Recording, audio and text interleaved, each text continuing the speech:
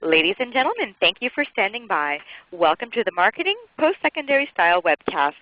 During the presentation, all participants will be in a listen-only mode. If you would like to ask a question during the presentation, please use the chat feature located in the lower left corner of your screen. If you need to reach an operator at any time, please press the star followed by the 0. As a reminder, this conference is being recorded Wednesday, February 23, 2011. It is now my pleasure to turn the conference over to Paula Malin. Please go ahead.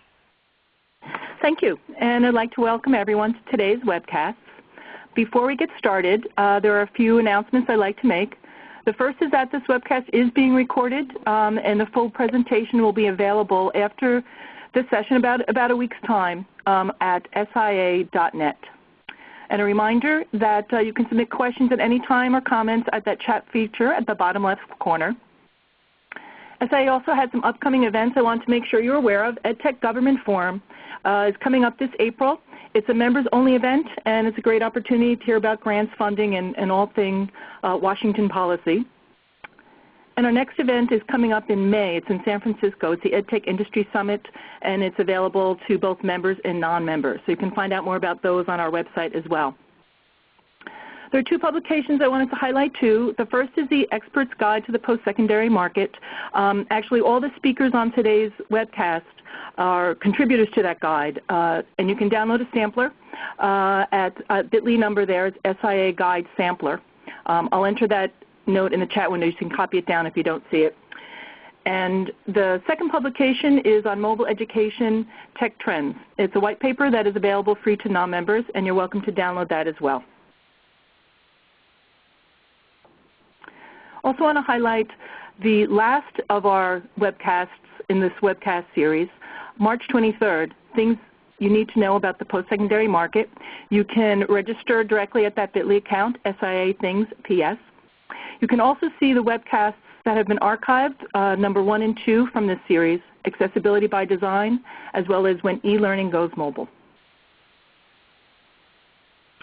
And with that, we're getting ready to start our webcast. We'd like to welcome our esteemed panelists, Linda Winter from Winter Group, Chris Ziemnicki from MDR, John Miller from Marketo, and Charlene Bloom from Bloom & Associates.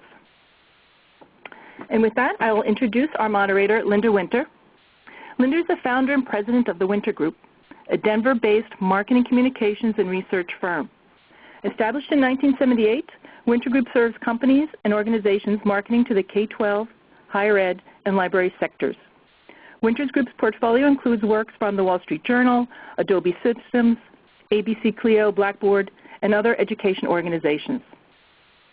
Winter Group staff of 16 includes writers, designers, project leaders, researchers, media buyers, and account partners.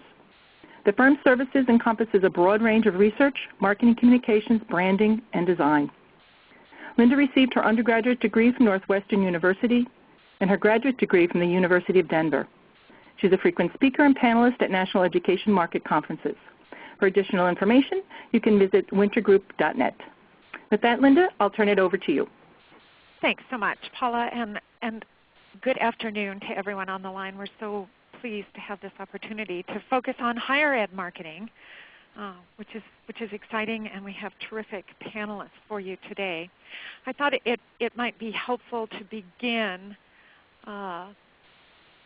with a look at the market. It's always helpful, I think, to look at market sizing to set some context. And I'm not going to read these numbers to you, but I think what's really interesting about the higher ed market is that it is a relatively small number of institutions, but the student population that it represents and the faculty and administrative population that it represents is sizable, and there continues to be some pretty significant buying power. And I do want to thank MDR for this data. A little over 3,400 senior colleges, and this does include colleges with both undergrad and graduate level programs. And you can see the size of faculty there and the dean and administrator side. A growing and more active part of the market as well is the 2- and 3-year institutions. And many of us who work in both K-12 and higher ed have found these 2- and 3-year institutions to be great opportunities for some of our developmental kinds of products. You can also see here the balance between public institutions and what are private nonprofit, and this growing number of private for-profit schools. Enrollment, like all of education, it can be an indicator of spending power, but you can certainly see the two really large ends of the enrollment spectrum. More than 1,800 institutions have very small enrollments. Only 97 have very large enrollments. So that kind of gives you an idea of the lay of the land here.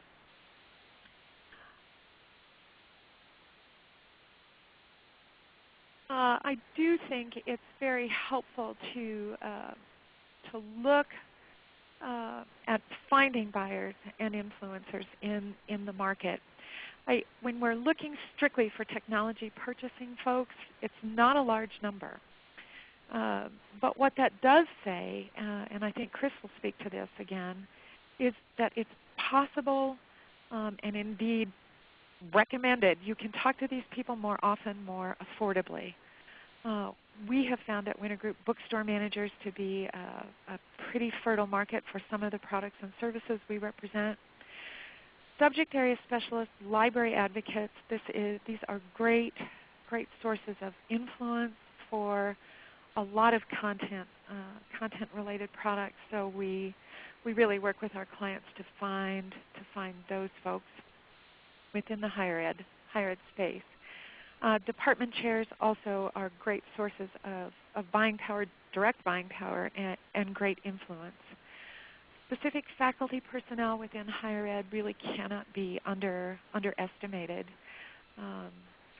If we have time later and anybody's interested, I will tell you a story about a Virginia Woolf product that with a small email and small direct mail, I think it was under 200 faculty members sold hundreds of thousands of dollars of product. Distance learning is starting to be, is really a growth area in higher ed. And the folks who are coordinating distance learning at those institutions are contacts that are valuable for all of us. The other thing I think that's really important to look at in the higher ed space are those folks charged with developmental and remedial studies. You find most of those in 2- and 3-year institutions, but a number of them are in 4-year institutions. And these folks are buying just an extraordinary amount of content to help bring students at what we call college and academic ready. I think just some other quick things to think about when you're looking at higher ed marketing is distinguishing between those institutions that work on the semester versus those that work on a quarter system. For timing, that's critical. We are still seeing a lot of success marketing through faculty to students for student direct buys for a variety of subscription products. Canadian institutions, while there are not a lot of them, they are buying, and they are worth investigating. Journals in higher ed continue to be powerful both in print and online, and they are highly specialized. I will tell you that within disciplines, down in the content area, topic and course area sectors, that's really where the sales action is. And all this is really to say integrated marketing programs work, as I'm sure Chris, John, and Charlene will agree and illuminate for us. And with that, I do want to introduce you now to Chris Ziemnicki. I've known and worked with Chris for some time and find him to be just a wonderful source of insight and information and wisdom about eMarketing. Chris leads the eMarketing product development efforts at MDR, and he is also their Chief Strategic Consultant on interactive marketing.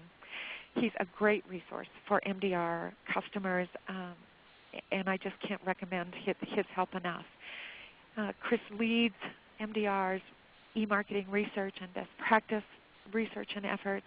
He's co-authored the company's 4 email trends annual email trend reports, and there's great information in there about K-12 and post-secondary email marketing. He's written terrific white papers and best practice guides, and he's a great panelist at a lot of our industry events such as AEP and EdNet. And thankfully for all of us, we hear him present often during MDR's own webinar series. I urge you to visit schooldata.com for details. And Chris, with that, let's hear from you. Well, thank you, Linda. Thanks for the wonderful introduction. And welcome to everyone on the line today. As Linda mentioned, MDR, we focus, we're a direct compiler of institution, school, and university data across the United States, and have some efforts to compile Canadian university deans and administrators and some Canadian schools as well. So my focus of my discussion is really going to be from our lens in the usage of that data by our customers. And we do some research and aggregate, and I'm specifically going to be talking about email, and we do aggregate up the campaigns from our lens, so to speak, of the campaigns that we're doing on behalf of our customers. So we can kind of get a lay of the land, kind of a trend line for educational marketing email results, and specifically within the post-secondary market or the higher ed market. So that's kind of what I'll be covering, and it is what is in the chapter in the guide, and we have expanded data of the same sort in our trends report that's also due out in March. So just to get an idea of the amount of data we're looking at, we deploy roughly 7.6 million emails to college faculty and administrators in the last school calendar year, 09-010. This has been an increase. Email across the entire educational marketing spectrum has been a steady increase, double-digit increase over the last number of years, particularly the last 7 years that I've been involved with it. And it's a natural shift. Print and in person and other types of marketing sales efforts have definitely are still around, still viable, and certainly in an integrated marketing effort, particularly with lead nurturing, et cetera. But email is becoming more and more of a good source for that first lead gen or that first marketing effort because of its lack of postage and printing costs and the decline in postage results. Not suggesting that print and postage are dead by any stretch of the imagination. But the increase we saw with 35% year on year is again sizable. Having noticed that increase and the particular increase year on year, here's a kind of a chart of the last 3 years. The kind of darker gray bar is the number of campaigns we deployed to the higher education space, and then the lighter colored bar is the average campaign size. And we did see a little bit of significant bump in that size this year. This past year we looked at it. And I think that's a little bit of a signal that there's some new entries into the marketplace. I think Linda alluded to the growth of the online institutions, the for-profits online. Certainly we've seen a good fair amount of activity there, marketing advanced degrees and doctoral level degrees to the higher ed space. And there's been some other entries into the marketplace. Technology companies are certainly are leaning on email heavier than they ever have been. The traditional sort of core marketers in the space, the publishers, the college textbook publishing companies, and the journals are all still there as well. By and large, the campaign size is much lower than in the K-12 space. Generally, campaign size, the smaller the campaign size, it generally correlates to higher results based on the fact that there's generally some targeting, very specific segmentation going on, and specific messages to that segmentation. So just in light of all that additional volume, just to give you a sense of how email is doing, because a lot of people worry that email may be losing some of its steam. It does appear, and I think this trend line, with 2010 now at 13.8%, these are unique open numbers and unique click-through numbers, click-through rates. They're definitely have seen a little bit of a downward pressure. A lot of the downward pressure on open rate over the last several years has been due to image suppression. That is the automatic default setting that most browsers today will not download an image from an unknown user, someone that's not in your address book.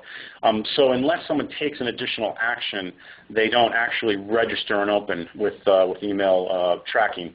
So that being said, we did see a steep decline when 2003 was introduced, Microsoft Outlook 2003 on through 7 and now 10. That open rate decline is kind of the additional decline rate based on image suppression is basically leveling off. So anything here on out can be really kind of read as a true decline in terms of results. By and large, though, the post-secondary market is definitely very healthy in terms of response rates. And this is pure prospect numbers, by the way. It is not house file numbers or customer file numbers. So those numbers would generally be even stronger than these. But this is pure prospecting when there's no relationship with the end reader. So taking a look at where our customer set has the number of campaigns that I mentioned earlier have been distributed throughout the year, there are definitely some marketing cycles to the higher ed space for email. Again, email has a definite advantage over print and catalog because of the fact that it can be done pretty much on the spot whenever you need to get a message out. But there are definitely some patterns of heavy volume in the not immediately back to when the semester starts, but in the October timeframe, and then the end of semester and then the school calendar year kind of starts early in February and then tapers off dramatically into April.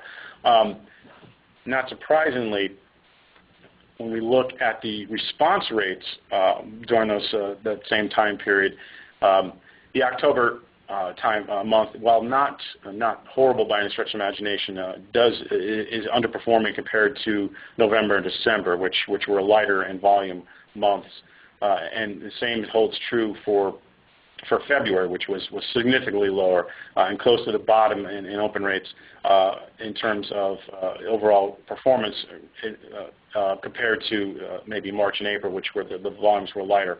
So there are definitely reasons why marketers need to get their message out at certain times of year based on budgetary decision-making processes and end of kind of budget dollars. So it's certainly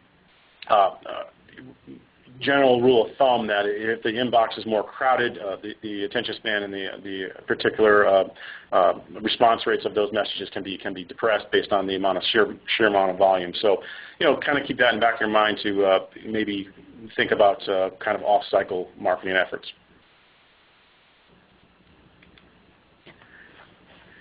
One thing where I've been particularly interested in understanding from a marketing perspective is the use the use of handheld devices as an ability to access the institution-based email address.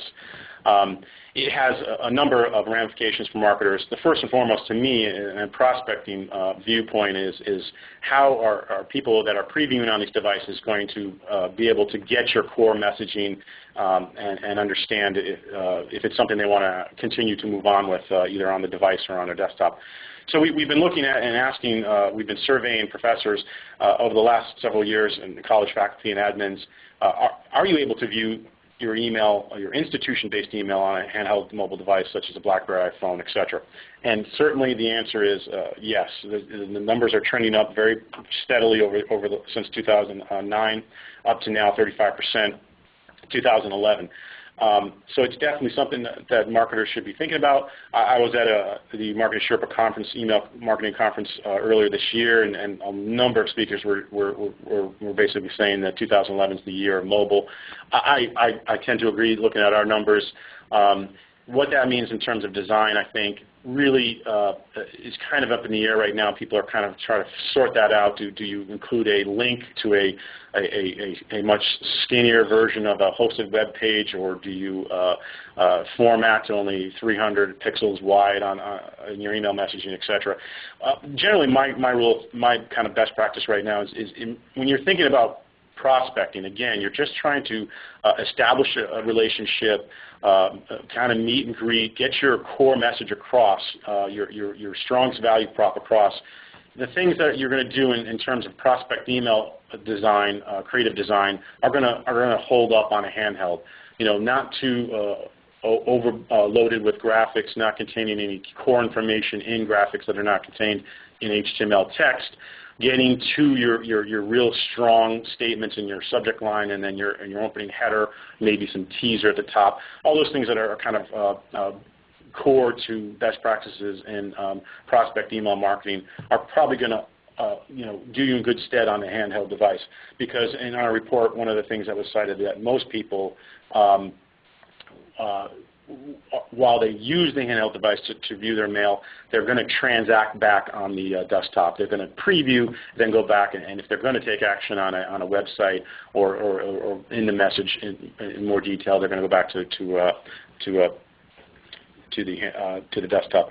I just noticed a question pop up about plain text messages be the best way to go.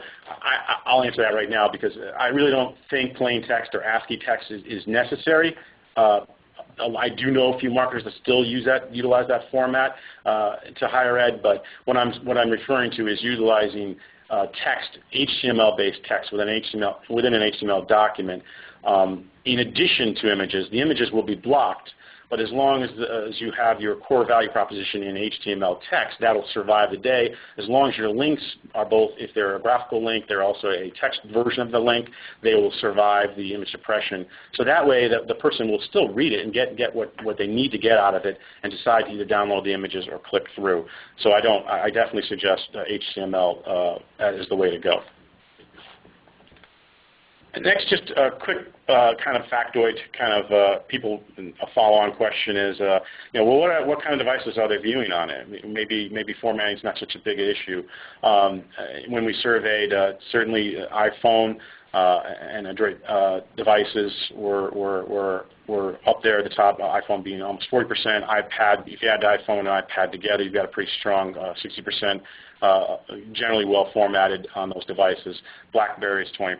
So I mean, again, I think it's something good to know. But if you're trying to design apps or you're trying to design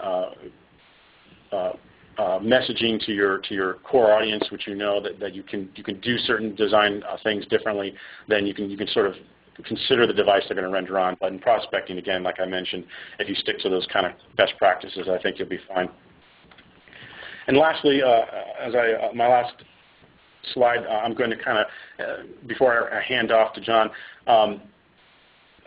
we've definitely seen over the last several years across all educational marketers, and including higher ed, a change of the role of email. The classic uses, I kind of say classic, but I really mean is more the traditional thought around email as a direct response vehicle or a branding vehicle, product awareness, used in a multi-channel effect where you're dropping an email before or after a catalog. Certainly we're in our very viable market research. Certainly, people have been doing market research since email's been around. It's a very effective way to get a sample set.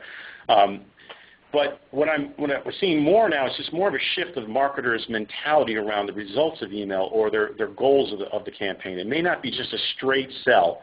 They're backing up and saying, well, we'd like to get a sell off that. We might want to get a sample request off of that, but we're also going to utilize it in a lead gen environment and a lead nurturing a full sales cycle.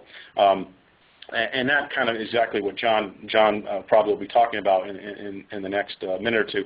But in that, we've even seen some traditional publishers try to kind of initially start by starting a sample request cycle or get a book in the stack, so to speak, cycle with a prospective professor with the email, then follow up with either a direct mail or salesperson delivering the sample. And now they're kind of going to a full life cycle with email where they're getting them to get interested in that, request a sample, they're sending the book out, and then nurturing the professor along the book and stack process and saying, hey, have you looked at it? I want to point you to this chapter. Have you considered you'd be able to utilize it this way? And they've got a series of campaigns that can then replace what would have been a traditional sales cycle or augment or enhance existing cycles. So it's really become a change of focus and change in marketers' thought process around rather than just trying to get that meeting with the technology person to kind of introduce your product, you kind of cast a wide net with the email. Start to look at who's hand raising. Start to look at those people that are then spending time on sites. Maybe send them a follow-up email. If they take additional actions, etc., then you really score them up and put them into the process. So it's definitely also one other thing that's been used more and often is email as kind of loading into systems for identification purposes for people that are trying to qualify and make sure that as more and more content goes digital and as more and more software applications have trials and things of that nature, authenticating people via an email address to make sure they are who they're a professor at a university or a particular chair head that should get access to this is another form, and companies like MDR that can provide that data to fill these systems for that purpose are being utilized in that fashion. So that's my presentation, and I definitely follow up if you've got questions with myself or go to schooldata.com. I'd be happy to answer anything, and now I'm going to turn it back to Linda. Well, thanks, Chris. That was really terrific. And now we're very pleased to introduce all of you and all of us as panelists as well to John Miller. John is Vice President of Marketing and co-founder of Marketo, and is also the author of a really fascinating blog. John leads strategy and execution for all aspects of Marketo's hyper-efficient demand center, powered by Marketo Solutions, of course. And I have to tell you, in all my years as a moderator, I've never gotten to say those words, hyper-efficient demand center. So anxious to hear what John has to say. He explores everything from lead nurturing and social media to marketing, return on investment, revenue performance manager. In the blog I just referenced, Modern B2B Marketing, John was named a top 10 Chief Marketing Officer for companies under $250 million by the CMO Institute. Before co-founding Marketo, John held positions at Epiphany, Exchange Partners, and Gemini Consulting. And this is a treat, folks. John graduated magna cum laude in physics from Harvard. So he's going to have a really interesting perspective. He also has an MBA from the Stanford Graduate School of Business. And John, with that, we're going to turn it over to you. We're glad to have you today. Well, great. Thank you. And that was a great introduction. I appreciate it. So, my topic I want to talk to today a little bit is, to follow up from Chris, how the world of buying has changed and what that means for the processes that we as marketers need to go about in terms of, reflecting in that new buyer mentality.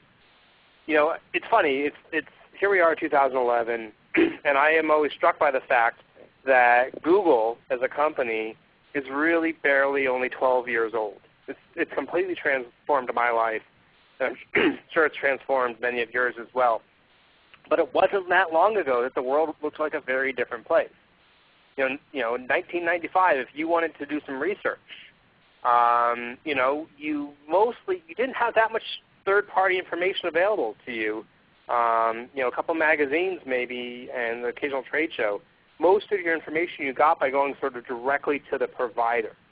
And as a result of that, so the traditional world of lead generation meant that when you got a lead, you gave it straight to the sales people because they're the ones that could follow up and give the buyer the information they wanted. The world looks totally different today, though. There's just an explosion of information that's available to the buyer online, on your website, on other people's websites, on social networks. And the buyers are using all that information to seize control of the process and really turn things on its ear. Right? It used to be companies would protect the information because that was a carrot that they could have in order to enforce the conversation with somebody. Now you can't protect that information. And as a result, the buyers don't want to talk to the salespeople until much later in the process. And they're using a lot more of the tools themselves. Now, fundamentally, this change creates opportunity, and it creates opportunity for marketing to step up, Right? Traditionally, sales is the one that sort of is responsible for the revenue and for customer acquisition, at least in the complex buying world that we're talking about. And marketing was sort of the cost center that everybody liked to hate. In this new world where the buyer is taking much more control of the process and sales engages later, there's the opportunity for marketing to step up and do more. We think that means that companies, marketers need to redefine what the revenue process looks like. Most companies I talk to talk about the sales cycle. And the sales cycle is, they have it broken into stages and everybody gets it. But the sales cycle too myopically focuses on just part of the overall process, especially in today's world where the buyer is in control. So we think you need to not just look at the sales cycle, but the whole revenue cycle and break that apart into multiple stages and really track how your potential customers move through those stages over time, starting from the very beginning of the marketing process and seamlessly all the way until they become customers. Now there's a gap, though, that happens in these typical processes. Let's get to the next slide here.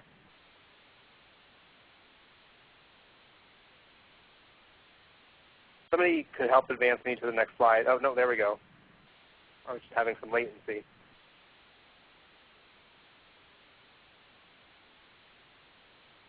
Apologize, everybody.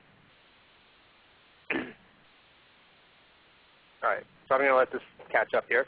So there's a gap that happens, in a typical revenue process because the buyer is in control. If you're doing a good job capturing interest from prospective customers and buyers, they're going to meet them before they're ready for the sales team. And so if you don't want to just hand them over to the sales team, this gap gets created between prospects and leads. And that's where Chris talked about the need for lead nurturing. I define lead nurturing as you're building relationships with these qualified potential customers who aren't yet ready to buy, so that when they are ready to buy, they'll reach out to you. And how you do that well, it's really just all about maintaining permission to stay in touch with people, right, as they educate themselves. Chris talked a lot about email marketing best practices, right, and that's what we're talking about. Is you're emailing typically and occasionally calling these people with information that is educational and not promotional, that's relevant to where they are in the buying cycle, so that you're top of mind to them. The most important thing is relevance to that whole process. If you're not sending them information that's relevant, you're sending, they're going to unsubscribe or more likely emotionally unsubscribe, which means they'll just stop paying attention to your messages.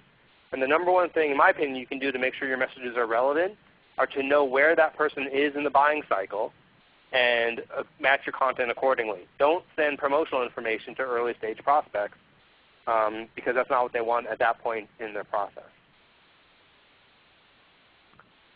So the last topic I wanted to talk about in sort of this modern world and how you adjust your marketing and selling processes to reflect the modern buyer is how you prioritize who is worth your time, right? If you are nurturing somebody, when do you decide it's worth calling them? When do you decide maybe they actually are ready to be a lead? I think in the end, actions speak louder than words. So rather than asking somebody, hey, when is your timing to purchase, that, I recommend looking at their behaviors. What do they actually do on your website? What keywords they use? What content they interact with? And by looking at that online body language, you can do an amazingly accurate job of profiling when somebody's actually ready to go. In my business, if somebody Googles the keyword Marketo, right, that means they've heard of us, they're looking for us. If they go to my pricing pages and they go to my demos, right, that person is looking to buy our product. It's a very different profile than somebody who comes to our website, looks at the About page, and then signs up for a webinar. It's important to track both sets of behaviors because some show engagement and some show buying intent, but by really looking at which behaviors are correlated to people who actually move forward in your funnel, you can close the loop and figure out where this thing ultimately goes. So that's sort of the net of my presentation. Lots of topics to cover in a very short amount of time. You can follow up with me with this information here, and if you're interested in learning more about lead nurturing or lead scoring, I've written a couple of books available on our website. You can see the URL for the lead nurturing one here, and I hope to stay in touch. With that, back to I guess on to Charlene. Well, thanks very much, John. We appreciate it. This is Linda, and now I'm extraordinarily pleased to introduce all of you to Charlene Bloom. I think a lot of you on this call know Charlene, and if you don't, my recommendation is that you get to know her. Charlene is president of c.blohm and Associates, the public relations firm for the education industry. c.blohm and Associates provides clients with a smart, solid PR foundation through deep industry knowledge and strong relationships. And I think the secret sauce for Charlene is that with that PR foundation and those relationships, then her team comes up with really creative solutions. Charlene developed a passion for children and education early in her career, and she spent more than 20 years in the communications and marketing field promoting, supporting, and making education visible. Now, I have to say, with a great smile on my face, she truly is one of the go-to folks in the education industry. Charlene's true strength is her understanding of the bottom line value in developing and implementing an integrated marketing approach, one that yields the highest return from marketing and PR investments. And I believe Charlene has contact information up at the end, but you can reach her at charlene@cblohm.com. Connect with her on Twitter. It's great fun. Or join the conversation on her blog, which is Visibility Matters, and you'll find that on their website, cblohm.com/blog. And with that, Charlene, I'm going to pass the baton to you. Thanks so much, Linda, and I appreciate everybody joining us today. I've been asked to talk a little bit about social media in higher education and summarizing the chapter that I had written for the book that Paul had mentioned at the start, The Expert's Guide to the Post-Secondary Market. Again, a lot of us work in K-12, so some higher ed quick statistics here. There was a 2010 report that came out that said about 20% of college professors have at least one account, and they surveyed asking about Facebook, Twitter, YouTube, Skype, LinkedIn, MySpace, Flickr, and SlideShare. So again, about 80% have at least one. 60% have more than one, and 2/3 of the group that had been surveyed had used at least 4. For comparison purposes, a statistic that came out also in 2010, about 61% of educators in K-12 belong to a social network and are using a social network of some kind. Liz Strauss put it really well during her keynote address in EdNet last fall, that the return on investment for social media is that you'll still be in business in 5 years. So I really strongly advocate for this. Which of the channels is right for you? There's really only one way to answer that question, and that's to discover where your customers, where your prospects are today, and to join in that conversation there. People really like to buy products from the companies and the brands that they know and trust. If someone's looking for a recommendation, they're going to turn to their family, to their friends, to their coworkers to get those ideas. So of course you want to be a part of the conversations whenever you can. Social media by itself does not constitute a campaign. It's not really supposed to be tacked on to something else as an afterthought either. Social media, like any other communications tool, really serves a specific purpose. It's got to be strategically integrated. Linda talked about that at the front. Strategically integrated with your traditional marketing, with your PR programs, with your sales campaigns, to create a comprehensive approach to reach and influence those audiences that you want to reach. It enables you to foster and nurture relationships. As John was talking about, you want to have relationships. You can talk to professors, to students, to bloggers, to journalists. Relationship building is really going to be the cornerstone, I think, of your company's growth and success. To ensure a positive brand experience through those multiple touch points, we encourage folks to look at all of their company communications. What happens when you're at an exhibit booth, what happens with the product support, and in your online sites, everything's got to be in sync. Now you can carry this out successfully by building extra capacity into your organization and cultivating that work environment that seamlessly integrates social media throughout the company. And I've listed up here an excellent resource to help guide you through this process, the kinds of questions to assess your company's readiness for social media. There are really 4 things to consider when engaging your target audiences online and to becoming really that more open organization.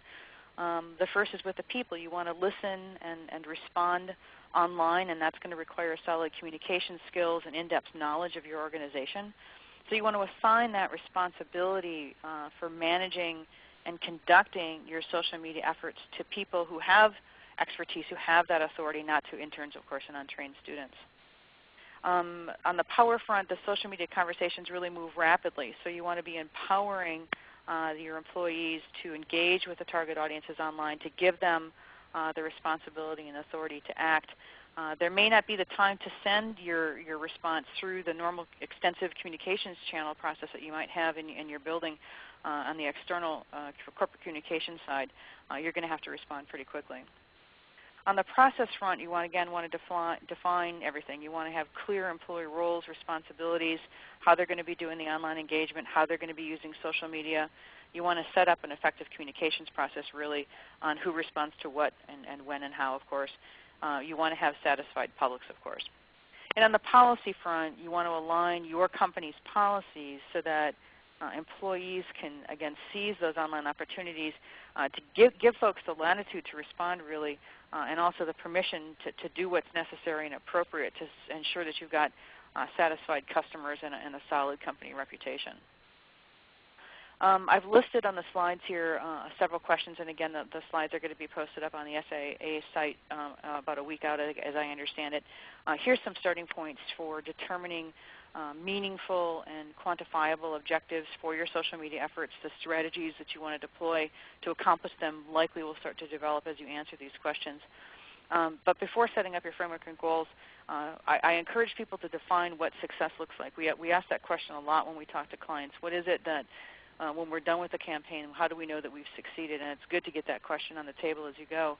So what are you trying to accomplish, and how can you reach the audiences that you want to reach? It's all about what John was talking about earlier, that you want to nurture your leads as you go. So how can your company provide value really to the decision makers as they're going through that process?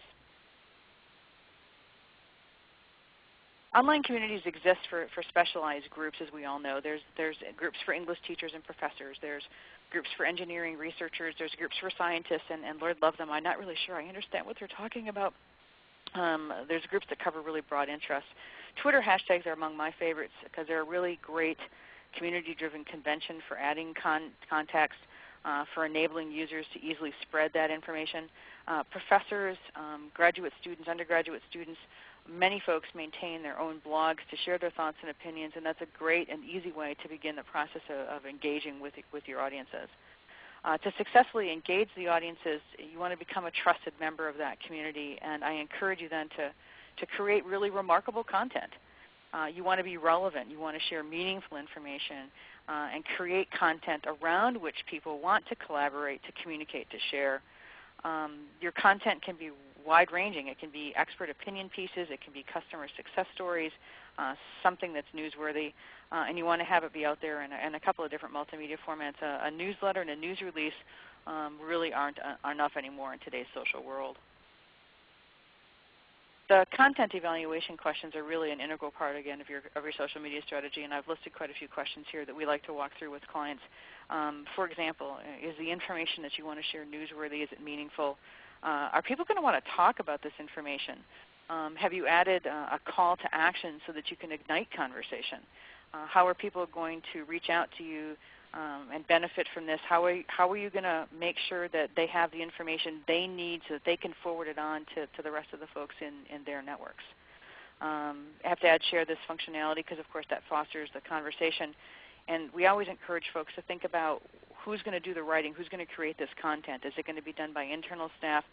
Is there a budget for a freelancer or a consultant, at least to help get you started? We're often asked about what possible metrics to help measure the return on investment, and to help find the best solution for your firm, I've listed a couple of possible metrics here. A few of the easy ones to measure would include the number of online fans you've got, the numbers of followers.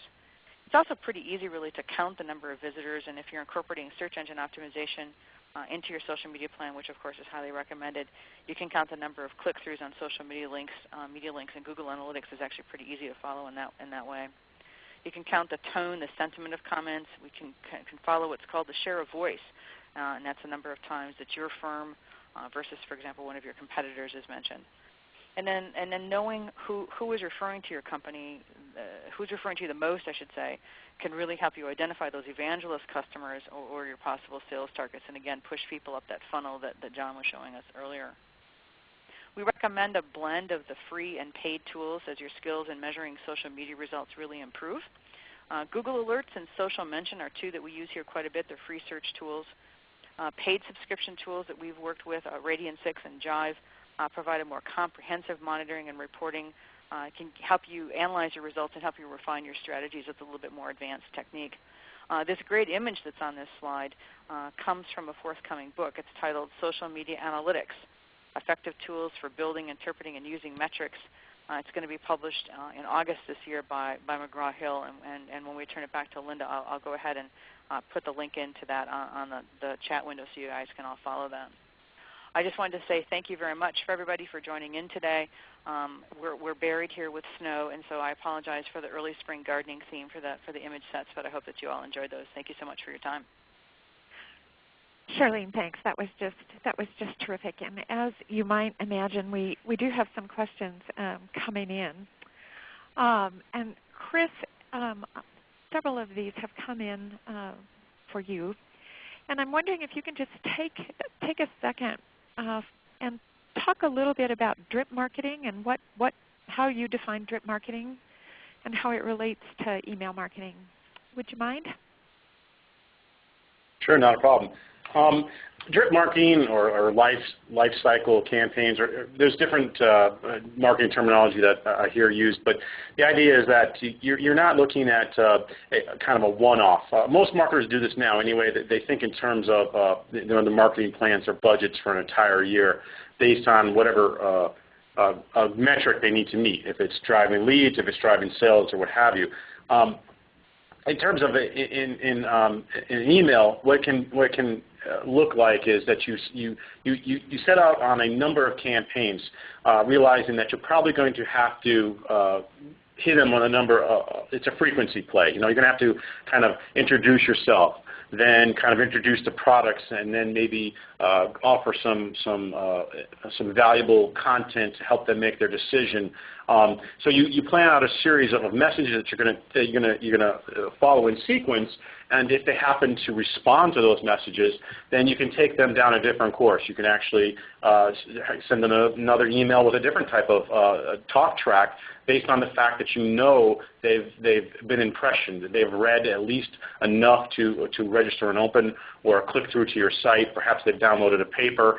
Again, all those things that John was mentioning about scoring them up. If you have that data, that's perfectly great, and it's awesome to utilize. And if you have the great systems like Marketo, then you can utilize them. But if you don't, or if you're just focused on a single channel, then it's the concept of setting these things up in advance with specific purposes and goals for each message building upon the next.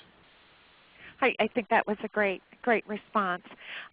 Charlene, we do have a couple questions for you as well here. A lot of us that work in higher ed have seen this amazing phenomenon where we have faculty members or librarians that we're selling products and programs, services to. They want to know authors, they want to know editors, they want to know content developers, etc. And there's just a difference, I think, between K-12 and higher ed marketing. And I'm wondering if you can spend just a few minutes with all of us and talk about some of the differences in social marketing and in social media use, what you've seen between K-12 and higher ed. Yeah, that's a great question, Linda. I actually spent some time getting ready for the webinar today, posing that very question, in fact, to several industry friends, and a couple of responses came back. The first was that we have to keep in mind's eye that the culture, I think, between K-12 and higher ed is very different. What people are interested in and how they do their jobs, just to give that a quick example, would be very different. I see the function use, and I heard quite a bit about that as I was doing my quick poll this past week. The function and how people are using things are very different. I think K-12 educators like to share information with each other, but they're not necessarily going to be making a purchase. They're an influencer. I think the function role on the higher ed side is that is the customer, that is the decision maker. The last thing that came back out of the poll that I had done had to do with research and how things are being done with research. I see a lot of usage on the higher ed side to use social media tools for research, sometimes to do polling, think SurveyMonkey. But in the humanities side in particular, the use of social media really is being used a lot more than necessarily in the hard the hard sciences, those science folks that care about how enzymes move through cell walls. I don't know. I've not seen as much use there among on the social networks. And one other quick thing actually is that there seems to be a lot of mentoring going on both sides of the equation. Teachers mentoring each other. I've read quite a few pieces over the years about professors mentoring their teaching assistants, their graduate students as they roll forward in their careers. We've seen quite a bit on that. I still think that the largest use of social media is actually by the institution themselves and has a lot to do with the admissions process and the recruiting process. I think that's right. And when we look at the numbers of adjunct faculty and distance faculty who are using, they started at those institutions using 21st century tools, I think we can begin to see some different kinds of communication opportunities there as well. I agree with that, Linda. Chris, you talked a little bit about open rates, click-through rates, response rates, and I'm wondering if you can talk a little more about that from a higher ed perspective. A lot of us want to throw a party for ourselves when we get open rates over 16 or 17%, and we just somehow forget to look at the click-through rates or response rates. And I'm wondering what you've seen really with an eye towards higher ed in terms of response, open click-through response. Sure. A lot of, like I mentioned earlier, a lot of the effectiveness of the higher ed space is the fact that you can not only reach the faculty and the leadership positions and the admin positions, but you can reach the faculty by what their specific courses that they're teaching. Because that data is available. That's a very, very rich, powerful set of data because it gives very specific subject matter that publishers particularly are interested in terms of messaging. You can create extremely segmented messages. So when you're looking at the response rates, you really have to keep that in mind because it can be very, very strong.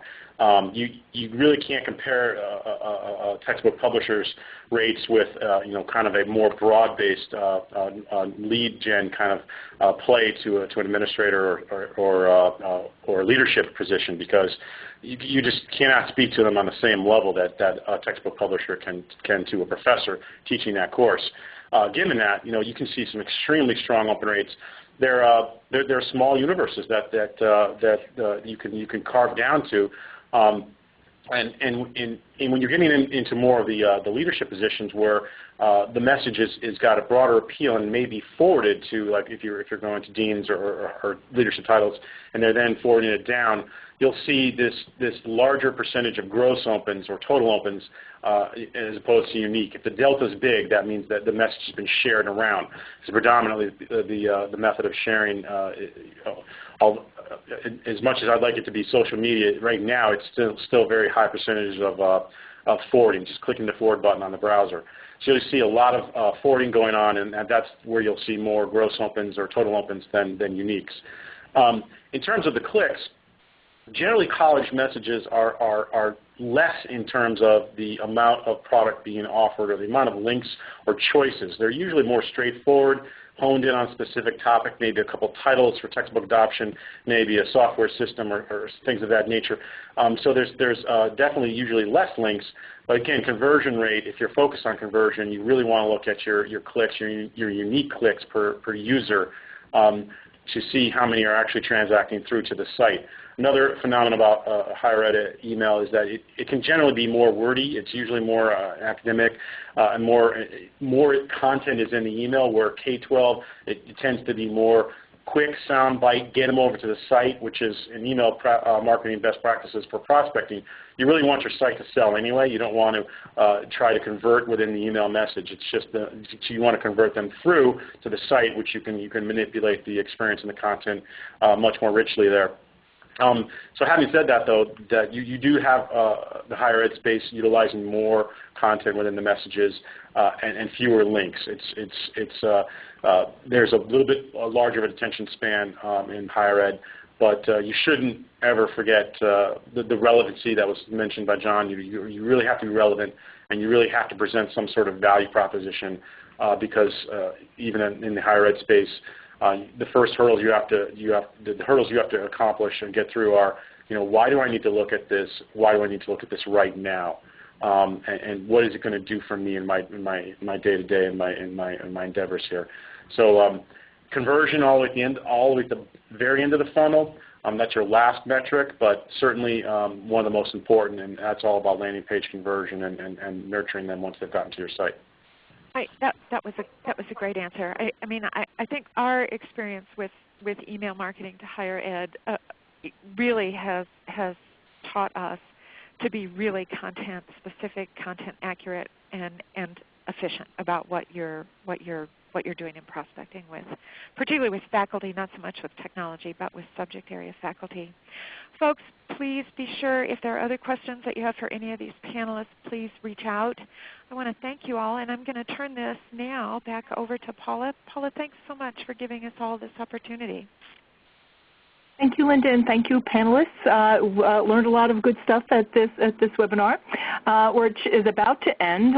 But I want to let you know that we will be sending out a post-webcast survey. If you could just take a few moments and complete it. It does help us plan future programming. And then one last commercial for SIIA. If you are a member, please think about joining a committee or working group. We have a marketing committee that is lots of fun, so I highly encourage that one for this group. And of course, if you're not an SIIA member, we encourage you to join. And that's it for today. Thank you for joining us, and look forward to talking to you all at the next webcast. Ladies and gentlemen, that does conclude today's webinar. We thank you for your participation and ask that you please disconnect all lines. Thank you and have a good afternoon.